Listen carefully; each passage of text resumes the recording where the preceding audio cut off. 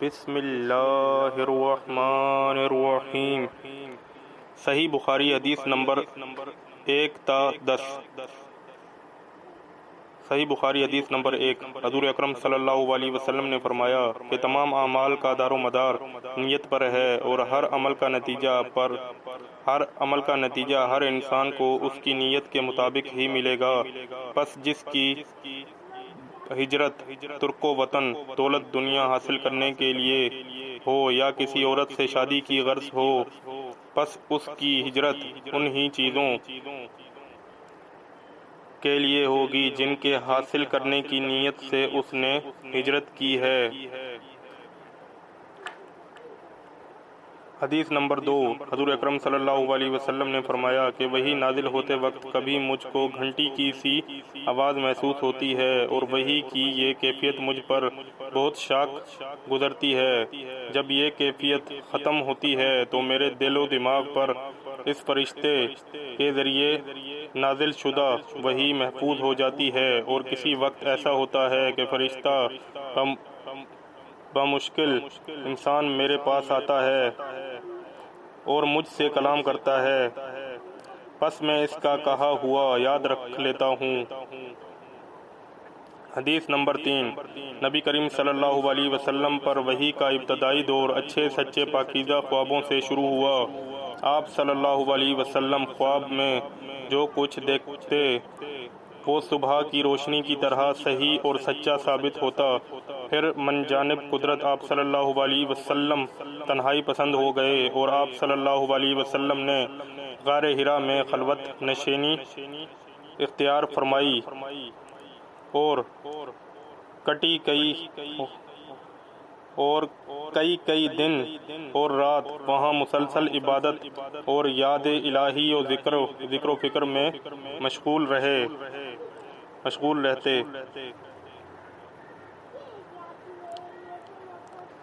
جب تک گھر آنے کو دل نہ چاہتا تو آپ توشہ ہمراہ لیے ہوئے وہاں رہتے۔ توشہ ختم ہونے پر ہی اہلیہ محترمہ خدیجہ رضی اللہ تعالیٰ عنہا کے پاس تشریف لاتے، اور کچھ توشہ ہمراہ لے کر پھر وہاں جا کر خلوت گزی ہو جاتے۔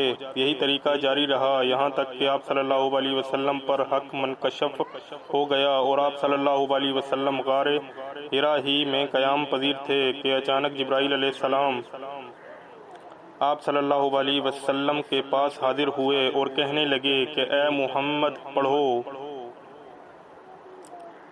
آپ صلی اللہ علیہ وسلم فرماتے ہیں کہ میں نے کہا کہ میں پڑھنا نہیں جانتا۔ آپ صلی اللہ علیہ وسلم فرماتے ہیں کہ فرشتے نے مجھے پکڑ کر اتنے زور سے کھینچا کہ میری طاقت جواب دے گئی، پھر مجھے چھوڑ کر کہا کہ پڑھو۔ میں نے پھر وہی جواب دیا کہ میں پڑھا ہوا نہیں ہوں۔ اس فرشتے نے مجھ کو نہایت ہی زور سے کھینچا کہ مجھ کو سخت تکلیف محسوس ہوئی۔ پھر اس نے کہا کہ پڑھ۔ میں نے کہا کہ میں پڑھا ہوا نہیں ہوں۔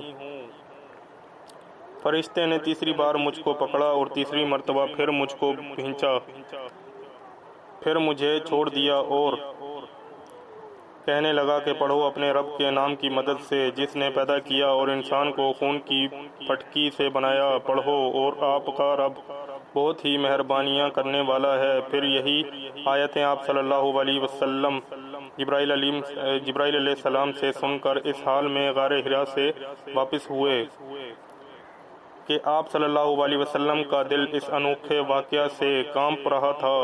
آپ صلی اللہ علیہ وسلم خدیجہ کے ہاں تشریف لائے اور فرمایا کہ مجھے کمبل اڑا دو۔ لوگوں نے آپ صلی اللہ علیہ وسلم کو کمبل اڑا دیا۔ جب آپ صلی اللہ علیہ وسلم کا ڈر جاتا رہا تو آپ صلی اللہ علیہ وسلم نے اپنی زوجہ محترمہ خدیجہ رضی اللہ تعالیٰ عنہا کو تفصیل کے ساتھ یہ واقعہ سنایا اور فرمانے لگے کہ مجھ کو اب اپنی جان کا خوف ہو گیا ہے۔ آپ صلی اللہ علیہ وسلم کی اہلیہ محترمہ خدیجہ رضی اللہ تعالی عنہا نے آپ صلی اللہ علیہ وسلم کی ڈھارس بندھائی اور کہا کہ آپ کا خیال صحیح نہیں ہے، اللہ کی قسم آپ کو اللہ کبھی رسوا نہیں کرے گا، آپ تو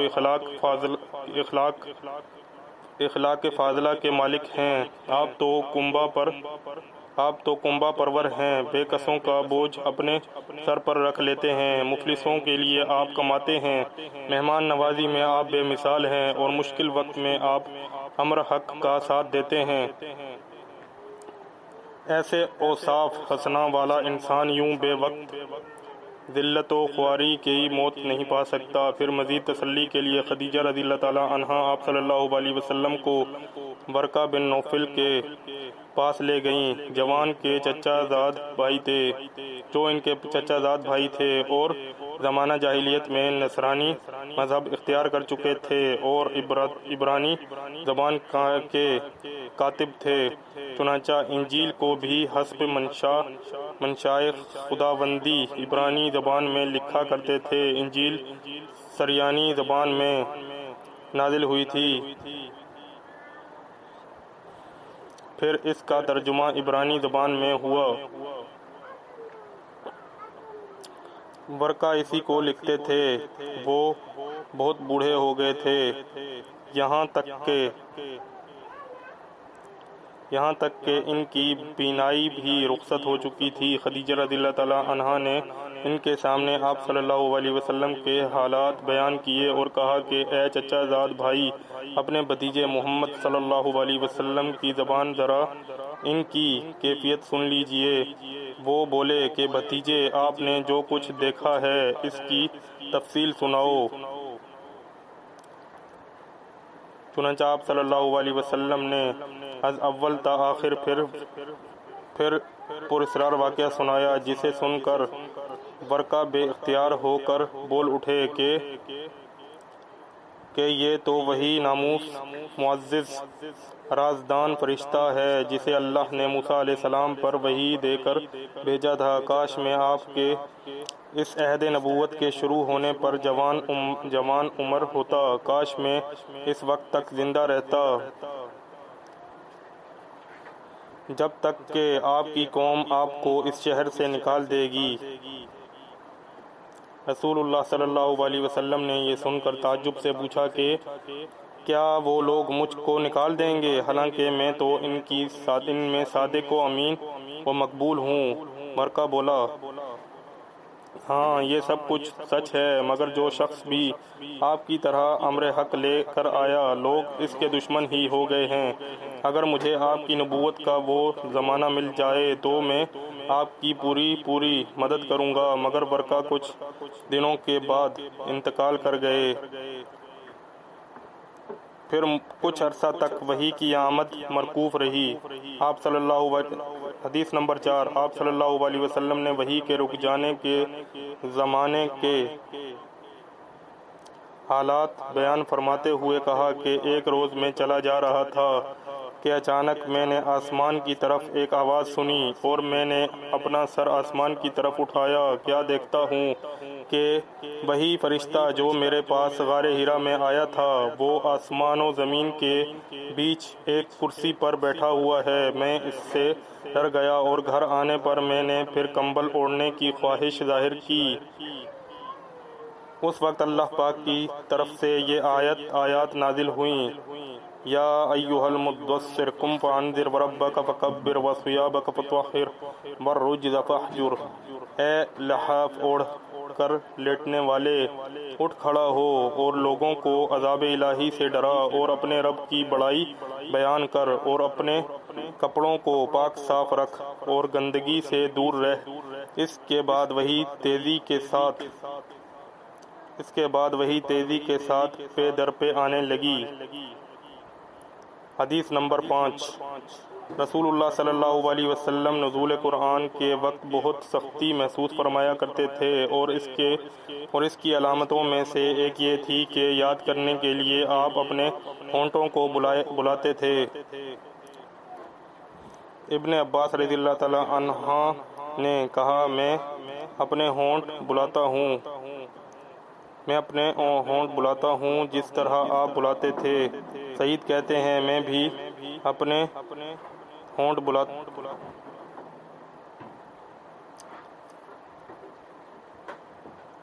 بلاتا ہوں جس طرح ابن عباس رضی اللہ تعالیٰ عنہ کو میں نے بلاتے دیکھا۔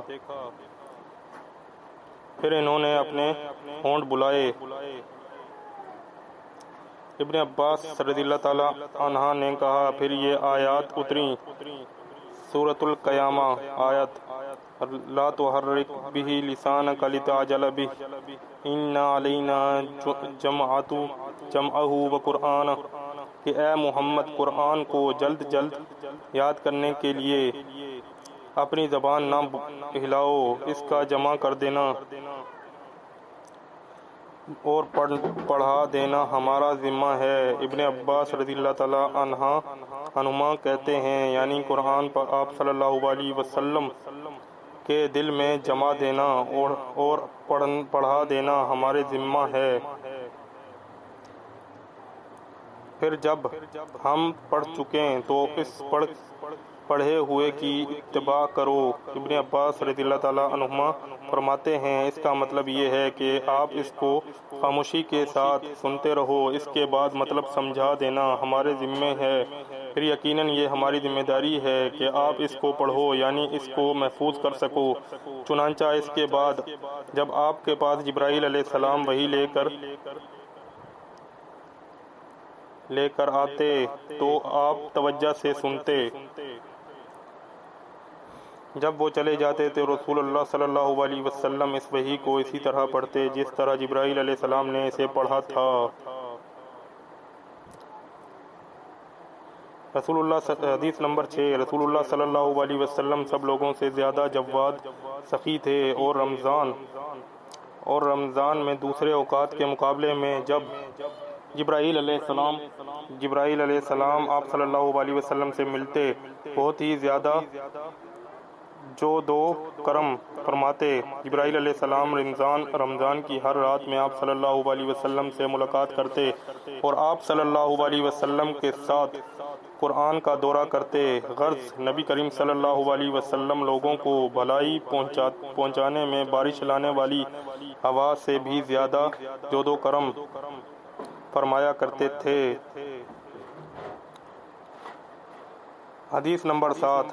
ہرقل شاہ روم نے ان کے پاس قریش کے قافلے میں ایک آدمی بلانے کو بھیجا، اور اس وقت یہ لوگ تجارت کے لیے ملک شام میں گئے ہوئے تھے، اور یہ وہ زمانہ تھا جب رسول اللہ صلی اللہ علیہ وسلم نے قریش اور ابو سفیان سے ایک وقتی عہد کیا ہوا تھا۔ جب ابو سفیان اور دوسرے لوگ ہرقل کے پاس ایلیا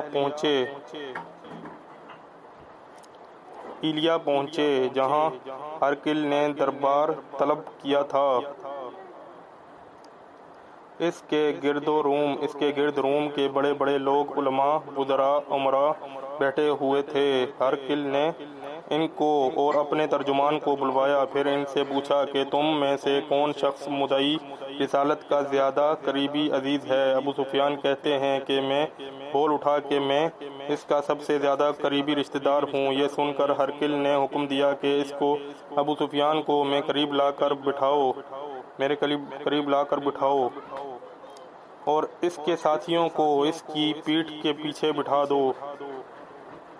پھر اپنے ترجمان سے کہا کہ ان لوگوں سے کہہ دو کہ میں ابو سفیان سے اس شخص کے یعنی محمد صلی اللہ علیہ وسلم کے حالات پوچھتا ہوں، اگر یہ مجھ سے کسی بات میں جھوٹ بول دے تو تم اس کا جھوٹ ظاہر کر دینا۔ ابو سفیان کا قول ہے کہ اللہ کی قسم اگر مجھے یہ غیرت نہ آتی تو کہ یہ لوگ مجھ کو جھٹلائیں گے تو میں آپ صلی اللہ علیہ وسلم کی نسبت ضرور غلط گوئی سے کام لیتا۔ خیر، پہلی بات جو ہرقل نے مجھ سے پوچھی وہ یہ ہے کہ اس شخص کا خاندان تم لوگوں میں کیسا ہے؟ میں نے کہا وہ تو بڑے اونچے عالی نسب والے ہیں۔ کہنے لگا اس سے پہلے بھی کسی نے تم لوگوں میں ایسی بات کہی تھی؟ میں نے کہا نہیں۔ کہنے لگا اچھا اس کے بڑوں میں کوئی بادشاہ ہوا ہے؟ میں نے کہا نہیں۔ پھر اس نے کہا بڑے لوگوں نے اس کی پیروی اختیار کی ہے یا کمزوروں نے؟ میں نے کہا نہیں، کمزوروں نے۔ پھر کہنے لگا اس کے تابعدار روز بڑھتے جاتے ہیں یا کوئی ساتھی پھر بھی جاتا ہے؟ میں نے کہا نہیں۔ کہنے لگا کہ کیا اس دعوی نبوت سے پہلے کبھی کسی بھی موقع پر اس نے جھوٹ بولا ہے؟ میں نے کہا نہیں۔ اور اب ہماری اس سے صلح کی ایک مقررہ مدت ٹھہری ہوئی ہے، معلوم نہیں وہ اس میں کیا کرنے والا ہے۔ ابو سفیان کہتے ہیں میں اس بات کے سوا اور کوئی جھوٹ اس گفتگو میں شامل نہ کر سکا۔ ہرقل نے کہا کیا تمہاری اس سے کبھی لڑائی بھی ہوتی ہے؟ ہم نے کہا کہ ہاں۔ بولا پھر تمہاری اور اس کی جنگ کا کیا حال ہوتا ہے؟ میں نے کہا لڑائی ڈول کی طرح ہے، کبھی وہ ہم سے میدان جنگ جیت لیتے ہیں اور کبھی ہم ان سے جیت لیتے ہیں۔ ہرقل نے پوچھا وہ تمہیں کس بات کا حکم دیتا ہے؟ میں نے کہا وہ کہتا ہے کہ صرف ایک اللہ ہی کی عبادت کرو، اس کا کسی کو شریک نہ بناؤ اور اپنے باپ دادا کی شرک کی باتیں چھوڑ دو، اور ہمیں نماز پڑھنے، سچ بولنے، پرہیزگاری اور صلہ رحمی کا حکم دیتا ہے۔ یہ سب سن کر پھر ہرقل نے اپنے ترجمان سے کہا کہ ابو سفیان سے کہہ دے کہ میں نے تم سے اس کا نسب پوچھا تو تم نے کہا کہ وہ ہم میں عالی نسب ہے، اور پیغمبر اپنی قوم میں عالی نسب ہی بھیجے جایا کرتے ہیں۔ میں نے تم سے پوچھا کہ دعویٰ نبوت کی یہ بات تمہارے اندر اس سے پہلے کسی اور نے بھی کہی تھی؟ تو تم نے جواب دیا کہ نہیں۔ تب میں نے اپنے دل میں کہا کہ اگر یہ بات اس سے پہلے کسی نے کہی ہوتی تو میں سمجھتا کہ اس شخص نے بھی اسی بات کی تقلید کی ہے جو پہلے کہی جا چکی ہے۔ میں نے تم سے پوچھا کہ اس کے بڑوں میں کوئی بادشاہ بھی گزرا ہے؟ تم نے کہا کہ نہیں۔ تو میں نے دل میں کہا کہ ان کے بزرگوں میں سے کوئی بادشاہ ہوا ہوگا تو کہہ دوں گا کہ وہ شخص اس بہانے اپنے آباء و اجداد کی بادشاہت اور ان کا ملک دوبارہ حاصل کرنا چاہتے ہیں۔ اور میں نے تم سے پوچھا کہ اس بات کے کہنے یعنی پیغمبری کا دعویٰ کرنے سے پہلے تم نے کبھی اس کو دروغ گوئی کا الزام لگایا ہے؟ تم نے کہا کہ نہیں۔ تو میں نے سمجھ لیا کہ جو شخص آدمیوں کے ساتھ دروغ گوئی سے بچے وہ اللہ کے بارے میں کیسے جھوٹی بات کہہ سکتا ہے۔ اور میں نے تم سے پوچھا کہ بڑے لوگ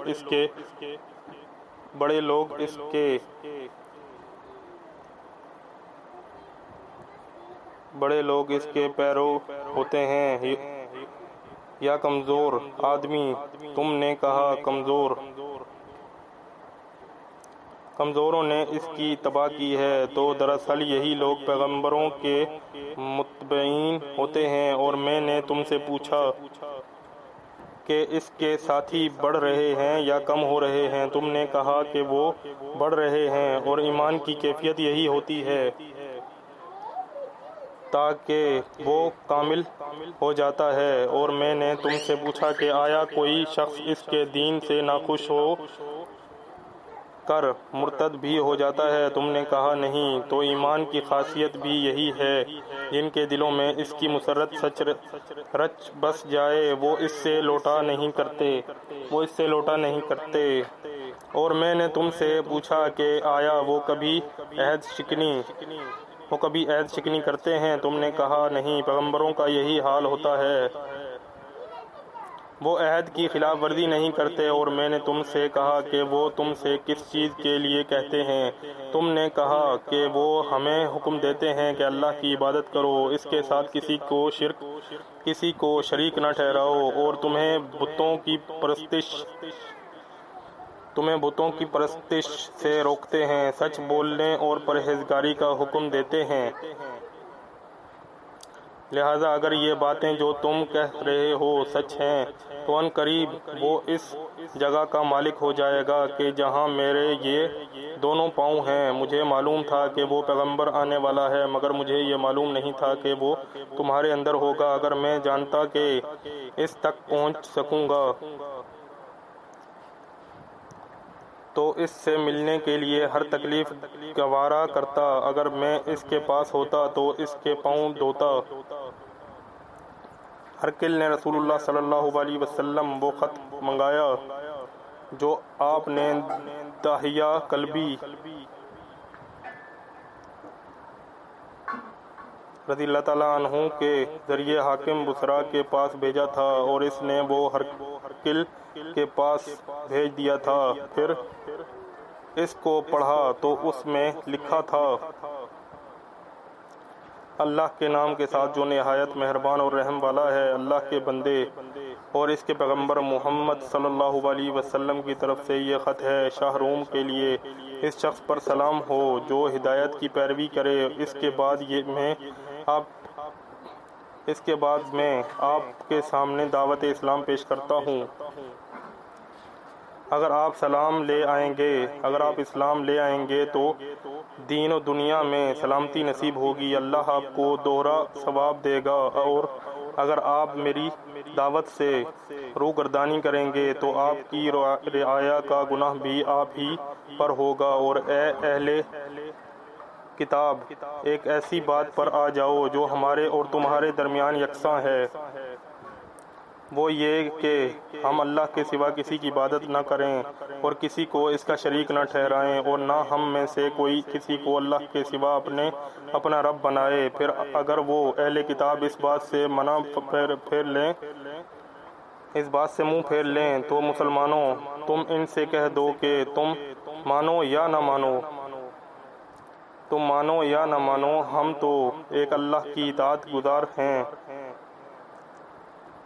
ابو سفیان کہتے ہیں جب ہرقل نے جو کچھ کہنا تھا کہہ دیا اور خط پڑھ کر فارغ ہوا تو اس کے ارد گرد بہت شور و غوغا ہوا، بہت سی آوازیں اٹھیں اور ہمیں باہر نکال دیا گیا۔ تب میں نے اپنے ساتھیوں سے کہا کہ ابو قبشہ کے بیٹے نبی کریم صلی اللہ علیہ وسلم کا معاملہ تو بہت بڑھ گیا، دیکھو تو اس سے بنی اصفر روم کا بادشاہ بھی ڈرتا ہے۔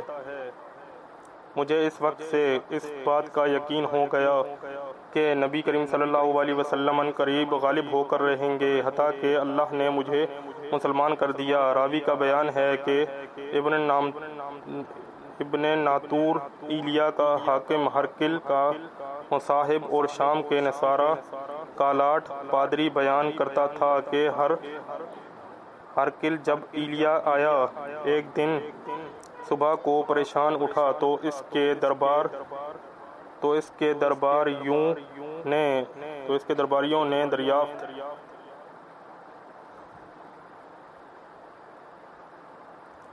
کیا کہ آج ہم آپ کی حالت بدلی ہوئی پاتے ہیں، کیا وجہ ہے؟ ابن ناطور کا بیان ہے کہ ہرقل نجومی تھا، علم نجوم میں وہ پوری مہارت رکھتا تھا۔ اس نے اپنے ہم نشینوں کو بتایا کہ میں نے آج رات ستاروں پر نظر ڈالی تو دیکھا کہ ختنہ کرنے والوں کا بادشاہ ہمارے ملک پر غالب آ گیا ہے۔ بھلا اس زمانے میں کون لوگ ختنہ کرتے ہیں؟ انہوں نے کہا کہ یہود کے سوا کوئی ختنہ نہیں کرتا، سو ان کی وجہ سے پریشان نہ ہوں۔ سلطنت کے تمام شہروں میں یہ حکم لکھ بھیجیے کہ وہاں جتنے یہودی ہوں سب قتل کر دیے جائیں۔ وہ لوگ انہی باتوں میں مشغول تھے کہ ہرقل کے پاس ایک آدمی لایا گیا جسے شاہ غسان نے بھیجا تھا۔ اس نے رسول اللہ صلی اللہ علیہ وسلم کے حالات بیان کیے۔ جب ہرقل نے سارے حالات سن لیے تو کہا کہ جا کر دیکھو وہ ختنہ کیے ہوئے ہے یا نہیں۔ انہوں نے اسے دیکھا تو بتلایا کہ وہ ختنہ کیا ہوا ہے۔ ہرقل نے جب اس شخص سے عرب کے بارے میں پوچھا تو اس نے بتلایا کہ وہ ختنہ کرتے ہیں۔ تب ہرقل نے کہا کہ یہ ہی محمد صلی اللہ علیہ وسلم اس امت کے بادشاہ ہیں جو پیدا ہو چکے ہیں۔ پھر اس نے اپنے ایک دوست کو رومیہ خط لکھا اور وہ بھی علم نجوم میں ہرقل کی طرح ماہر تھا۔ پھر وہاں سے ہرقل حمص چلا گیا۔ ابھی حمص سے نکلا نہیں تھا کہ اس کے دوست کا خط اس کے جواب میں آ گیا۔ اس کی رائے بھی نبی کریم صلی اللہ علیہ وسلم کے ظہور کے بارے میں ہرقل کے موافق تھی کہ محمد صلی اللہ علیہ وسلم واقعی پیغمبر ہیں۔ اس کے بعد ہرقل نے روم کے بڑے آدمیوں کو اپنے حمص کے محل میں طلب کیا اور اس کے حکم سے محل کے دروازے بند کر لیے گئے۔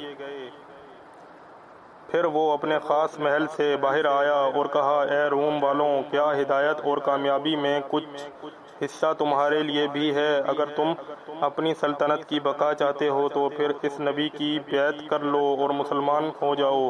یہ سننا تھا کہ پھر وہ لوگ وحشی گدھوں کی طرح دروازوں کی طرف دوڑے مگر انہیں بند پایا۔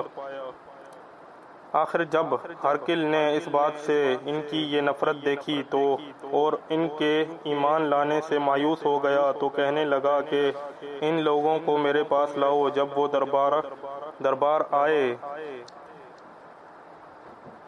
جب وہ دوبارہ آئے تو اس نے کہا، میں نے جو بات کہی تھی اس سے تمہاری دینی پختگی کی آزمائش مقصود تھی تو وہ میں نے دیکھ لی۔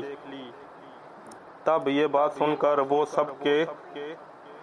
سب اس کے سامنے سجدے میں گر پڑے اور اس سے خوش ہو گئے۔ بالآخر ہرقل کی آخری حالت یہ ہی رہی۔ حدیث نمبر 8۔ رسول اللہ صلی اللہ علیہ وسلم نے فرمایا، اسلام کی بنیاد 5 چیزوں پر قائم کی گئی ہے۔ نمبر 1، اول گواہی دینا کہ اللہ کے سوا کوئی معبود نہیں۔ نمبر 2، اور بے شک محمد صلی اللہ علیہ وسلم اللہ کے سچے رسول ہیں۔ نمبر 3، اور نماز قائم کرنا اور زکوٰۃ ادا کرنا۔ نمبر 4، اور حج کرنا۔ نمبر 5، اور رمضان کے روزے رکھنا۔ حدیث نمبر 9۔ نبی کریم صلی اللہ علیہ وسلم نے فرمایا کہ ایمان کے 60 سے کچھ اوپر شاخیں ہیں اور حیا شرم بھی ایمان کی ایک شاخ ہے۔